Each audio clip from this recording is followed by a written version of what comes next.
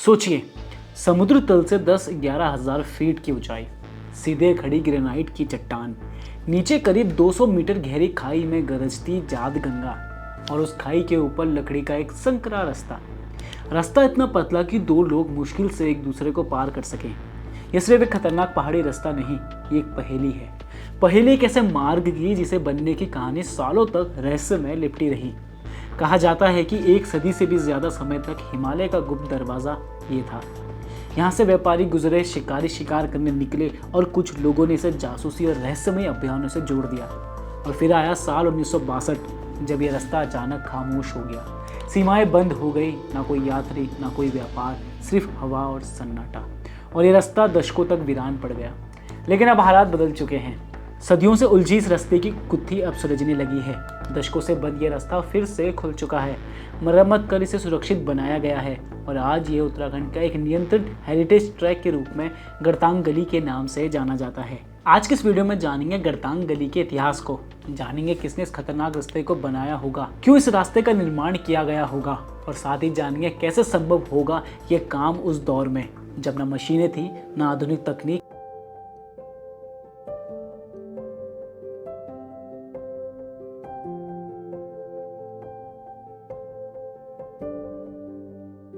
उत्तरकाशी की खूबसूरत नेलांग घाटी में स्थित गढ़तांग गली हमेशा से अपनी एक अलग पहचान रखती आई है। यह समुद्र तल से 11,000 फीट की ऊंचाई पर भारत के सबसे संवेदनशील और रणनीतिक दृष्टि से महत्वपूर्ण संरक्षित क्षेत्रों में से एक गंगोत्री नेशनल पार्क की सीमाओं के अंदर स्थित है। यह मार्ग लगभग 136 मीटर लंबा और 1.8 मीटर बड़ा है। इसे सीधे खड़ी ग्रेनाइट चट्टान की सतह पर बनाया गया है। इसके ठीक नीचे करीब 200 मीटर की गहराई में जाद गंगा बहती है, जो भागीरथी नदी की एक महत्वपूर्ण सहायक नदी है। लकड़ी के इस रास्ते का निर्माण देवदार की लकड़ियों से किया गया है, जो पश्चिम हिमालय में पाई जाने वाली एक प्रमुख प्रजाति है। इसकी संरचना सीढ़ी नुमा है और इन चट्टानों की दरारों में बोल्ट और खूंटियों के सहारे मजबूती से जड़ा गया है, जो इसे इंजीनियरिंग की दृष्टि से बेहद अनोखा बनाती है। गढ़तांग गली के आसपास स्थित नेलांग घाटी भारतीय हिमालय की सबसे दुर्गम घाटियों में से एक मानी जाती है। यह क्षेत्र तिब्बत से सटा हुआ है, जिसे आज तिब्बत ऑटोनोमस रीजन के नाम से जाना जाता है। ये एक ऐतिहासिक रूप से भारत और तिब्बत के बीच आवागमन का एक महत्वपूर्ण मार्ग रहा है। ये घाटी ऊंची ऊंची चट्टानी दीवारों, विरल उच्च हिमालयी वनस्पति और ग्लेशियर से निकलने वाली नदियों की गूंजती आवाजों के लिए जानी जाती है। 20वीं सदी के ज्यादातर समय और 21वीं सदी की शुरुआती सालों तक यह इलाका आम नागरिकों और पर्यटकों के लिए प्रतिबंधित रहा। यहाँ केवल इंडियन आर्मी और इंडो तिब्बतन बॉर्डर पुलिस को ही प्रवेश की अनुमति थी, क्योंकि लाइन ऑफ एक्चुअल कंट्रोल यानी वास्तविक नियंत्रण रेखा के पास होने का कारण ये क्षेत्र स्ट्रेटेजिक विजन से काफ़ी संवेदनशील है। गढ़तांग गली की असली कहानी हमेशा रहस्य और अलग अलग कयासों में उलझी रही, लेकिन जब इतिहासकारों ने गहराई में शोध किया तो सामने आई सच्चाई उन तमाम कहानियों से कहीं ज़्यादा स्पष्ट और कहीं ज़्यादा दिलचस्प निकली और आखिरकार ये गुत्थी सुलझती नजर आई। अब क्या है इसकी सच्चाई, इस पर तो बात करेंगे ही, लेकिन पहले गढ़तांग गली के इतिहास पर एक नज़र डाल लेते हैं। लंबे समय तक गढ़तांग गली की उत्पत्ति रहस्य और अलग अलग स्थानीय धारणाओं से घिरी रही। कई लोग मानते हैं कि ये 200 से 300 साल पुरानी कोई प्राचीन संरचना है, जिसे स्थानीय भूटिया व्यापारी ने सीमा पार व्यापार के लिए बनाया था। भूटिया जनजाति के लोग इस रास्ते पर अपने सामान को याक पर लाद कर देश के दूसरे हिस्सों में ले जाते थे और वहाँ बार्टर सिस्टम के जरिए व्यापार करते थे। कुछ लोगों का कहना है कि इसे पेशावरी पठानों ने बनाया, जो पत्थर काटने की अपनी बेहतरीन कारीगरी के लिए जाने जाते थे। वहीं कुछ कथाओं में से अफगानिस्तान और तिब्बत से आने वाले व्यापारियों का बनाया हुआ रास्ता बताया जाता है, जहां उत्तरकाशी में पश्मीना ऊन, सोना, नमक, मसाले और गुड़ जैसे सामानों का आदान प्रदान होता था। लेकिन डिटेल ऐतिहासिक सोच से जो सच्चाई सामने आई वो कहीं ज्यादा स्पष्ट और रोचक है। ऐतिहासिक दस्तावेजों, प्रशासनिक अभिलेखों और उस समय के पब्लिकेशंस पर किए गए शोध से यह स्पष्ट संकेत मिलता है कि गढ़तांग गली की परिकल्पना और निर्माण एक ब्रिटिश व्यक्ति फेडरिक विल्सन द्वारा किया गया था। वो पहाड़ी विल्सन या हर्सिल के राजा के नाम से प्रसिद्ध हुआ था। उपलब्ध प्रमाणों के आधार पर इतिहासकारों का अनुमान है कि गढ़तांग गली लगभग 160 से 170 वर्ष पुरानी है। इसका निर्माण 19वीं सदी के मध्य के बीच में हुआ था। खुद विल्सन ने इस बारे में साफ इशारा दिया है। सन 1860 में उनकी किताब छपी थी, अ समर रैम्बल इन दी हिमालयाज। इस किताब को उन्होंने अपने दूसरे नाम माउंटेनियर से प्रकाशित किया था। इसमें फ्रेडरिक विल्सन बताते हैं कि उन्होंने गंगा घाटी के इलाके में सीधी खड़ी चट्टानों पर रास्ते कैसे बनवाए। वो लिखते हैं कि ऐसी खतरनाक और ऊंची चट्टानों पर रास्ता बनाना बिल्कुल आसान काम नहीं था, लेकिन सही योजना और मेहनती मजदूरों की मदद से ये काम पूरा किया गया। वो लिखते हैं कि वहाँ लकड़ियों और पत्थर की सीढ़ियाँ बनाई गई थी जो अजीब आकार की और साधारण ढंग से बनी हुई थी और जो कठिन पहाड़ी इलाकों में रास्तों का काम करती थी। वो यह भी बताते हैं कि लंबी लकड़ियों की पट्टियाँ चट्टान की सीधी दीवार के साथ बिछाई गई थी जिन्हें दरारों में ठोके गए लकड़ियों के खूंटों पर टिकाया गया था। वो आगे लिखते हैं कि ये चट्टानें सीधी खड़ी हैं और सीधे नीचे नदी पर गिरती है। यह वर्णन आज के गरतांग गली के भौगोलिक स्थिति से बिल्कुल मेल खाता है, जहाँ रास्ता खड़ी चट्टान पर बना है और नीचे गहरी घाटी में नदी बहती है। उस वक्त पहाड़ के स्थानीय लोगों द्वारा अपने दम पर ऐसा रास्ता बनाना लगभग असंभव था। उस समय गढ़वाल क्षेत्र टिहरी गढ़वाल राज्य के अधीन आता था और पूरे क्षेत्र में सड़क या सार्वजनिक मार्ग बनाने का अधिकार केवल सरकार के पास था। ग्रामीणों को जंगल और उसकी उपज पर सीमित अधिकार मिले हुए थे। उन्हें लकड़ी काटने की अनुमति केवल अपने घर बनाने, ईंधन के लिए और खेती से जुड़े कामों के लिए थी, न कि किसी सार्वजनिक सड़क या बड़े मार्ग के निर्माण के लिए। टिहरी प्रशासनिक रिपोर्ट बताती है कि भौरी घाटी टू गरतांग गली मार्ग 1918 से 1919 तक भी निर्माणाधीन था। उस समय गंगोत्री जाने वाले तीर्थ मार्ग का विकास भी बहुत धीमी गति से हो रहा था। 1868 तक सड़क केवल धरासू तक ही पहुंची थी, जबकि गंगोत्री धरासू से लगभग 120 किलोमीटर आगे स्थित है। उन दिनों खच्चरों के चलने के लायक साधारण म्यूल ट्रैक बनाए रखना ही एक बड़ी चुनौती थी। ऐसे कठिन हालात में खड़ी ग्रेनाइट चट्टान पर गरतांग गली जैसा लकड़ी का जटिल रास्ता बनाना लगभग असंभव काम था, खासकर जब इसके लिए भारी संसाधन, बड़ी लागत और संगठित श्रम बल की जरूरत हो। उस दौर में यह व्यवहारिक नहीं माना जा सकता था, लेकिन फ्रेडरिक विल्सन के पास ये सभी साधन मौजूद थे। विशाल लकड़ी का भंडार, हजारों मजदूर, पर्याप्त धन और सबसे जरूरी टिहरी नरेश का पूरा विश्वास और संयोग। जब 1850-60 के दशक में गरतांग गली का निर्माण हुआ, उस समय तिब्बत पूरी तरह से एक बंद क्षेत्र माना जाता था। विदेशी नागरिकों को, खासकर ब्रिटिश लोगों को वहां जाने की सख्त मनाही थी। तिब्बती सरकार बाहरी लोगों, विशेष रूप से यूरोपियों पर कड़ी निगरानी रखती थी, लेकिन इसके बावजूद फ्रेडरिक विल्सन अपने लेख में, जो जेंटलमैन्स मैगजीन में प्रकाशित हुआ था, उसमें लिखते हैं कि उन्होंने अभी अभी तिब्बत की एक छोटी यात्रा पूरी की है और साथ ही वो हिमालयी इलाकों में कई मील लंबे कच्चे सीढ़ीनुमा रास्तों के निर्माण का जिक्र करते हैं। खास बात तो यह है कि उन्होंने रास्तों की जिस दूरी का उल्लेख किया है वो भैरी घाटी से नीलांग तक गरतांग गली के रास्ते की दूरी से लगभग मेल खाती है। इसके अलावा 1854 में प्रकाशित किताब शूटिंग इन द हिमालयाज में भौरी घाटी से नीलांग क्षेत्र के भीतर गहराई तक किए गए एक भरल यानी हिमालयी नील भीड़ के शिकार अभियान का जीवंत प्रमाण मिलता है। इस अभियान में उनके साथ फ्रेडरिक विल्सन भी थे।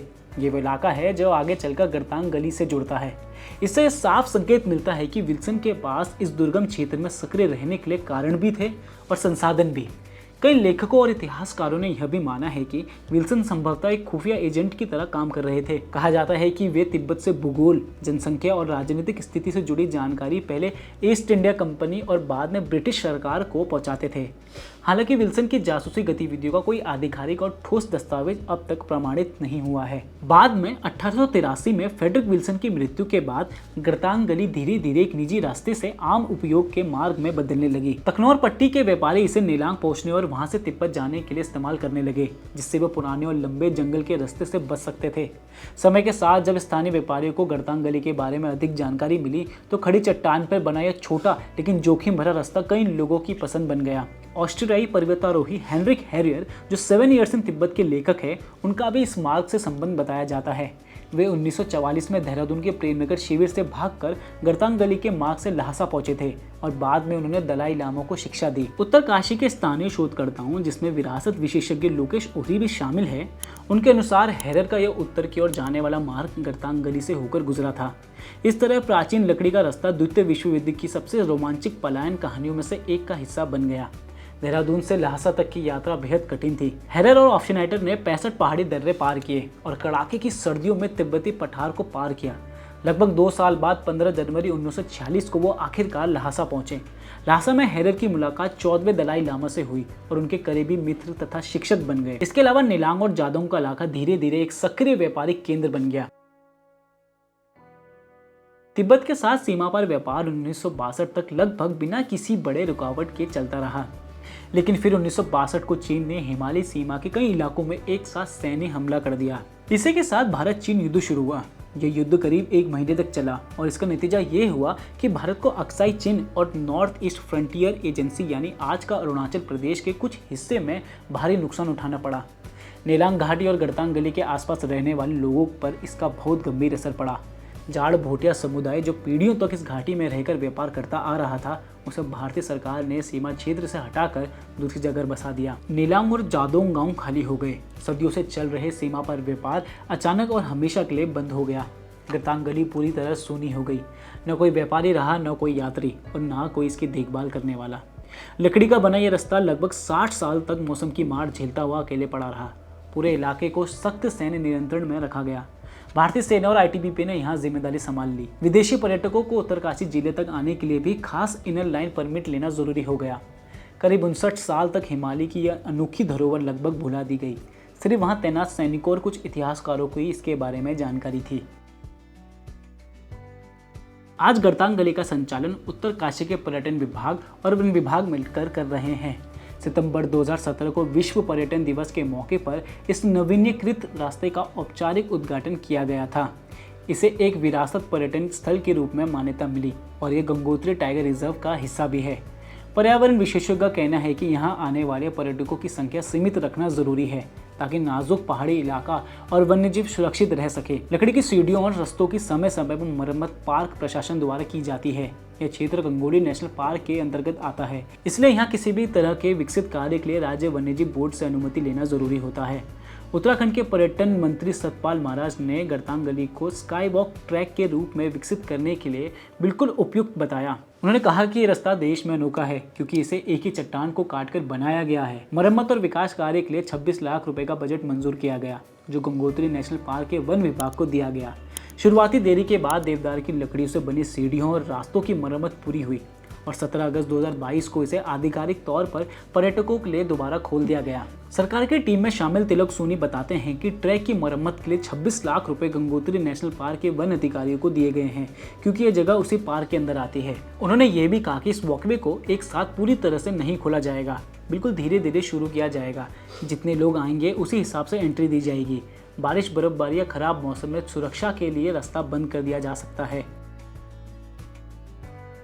गर्तांग गली अब एक भूली बिसरी और जर्जर विरासत से बदलकर एक व्यवस्थित और सुरक्षित हेरिटेज ट्रैक बन चुकी है। कभी जो रास्ता टूट फूट चुका था और जहां तक पहुंचना भी मुश्किल माना जाता था, आज वही जगह खास पर्यटन स्थल के रूप में पहचानी जा रही है। इसके दोबारा शुरू होने से आसपास के गांवों और स्थानीय लोगों को रोजगार के नए मौके मिल रहे हैं। होम स्टे, गाइड, छोटे ढाबे और स्थानीय परिवहन से जुड़े लोगों को इसका सीधा फायदा हुआ है। साथ ही प्रशासन ने यह भी सुनिश्चित किया है कि बढ़ते पर्यटन से प्रकृति को नुकसान न पहुंचे। सीमित संख्या में पर्यटकों को ही प्रवेश दिया जाता है। सुरक्षा नियम भी तय किए गए हैं और सफाई पर विशेष ध्यान रखा जाता है। आज पर्यटक उसी चट्टान से सटे लकड़ी के रास्ते पर चल सकते हैं जिस पर 19वीं सदी के व्यापारी अपने माल के साथ गुजरते थे। फर्क सिर्फ इतना है कि अब वहाँ मजबूत रेलिंग, बेहतर सीढ़ियाँ और नियमित निगरानी की व्यवस्था है, जिससे सफ़र पहले की तुलना से काफ़ी सुरक्षित हो गया है। यह स्काईवॉक सिर्फ रोमांच का अनुभव नहीं कराती, बल्कि लोगों को उस दौर से जोड़ती है जब हिमालय व्यापार, यात्रियों और संस्कृति के आदान प्रदान का महत्वपूर्ण केंद्र हुआ करता था। यहाँ चलते हुए सिर्फ ऊंचाई और घाटी का दृश्य नहीं दिखता, बल्कि इतिहास की वो परत भी महसूस होती है जिसने इस क्षेत्र की पहचान बनाई। तो ये था गर्तांग गली का रहस्यमय इतिहास। आपको ये पेशकश कैसी लगी हमें कमेंट करके ज़रूर बताएं। वीडियो अच्छा लगा हो तो लाइक और शेयर करें और घुघुती को सब्सक्राइब करना ना भूलें। धन्यवाद।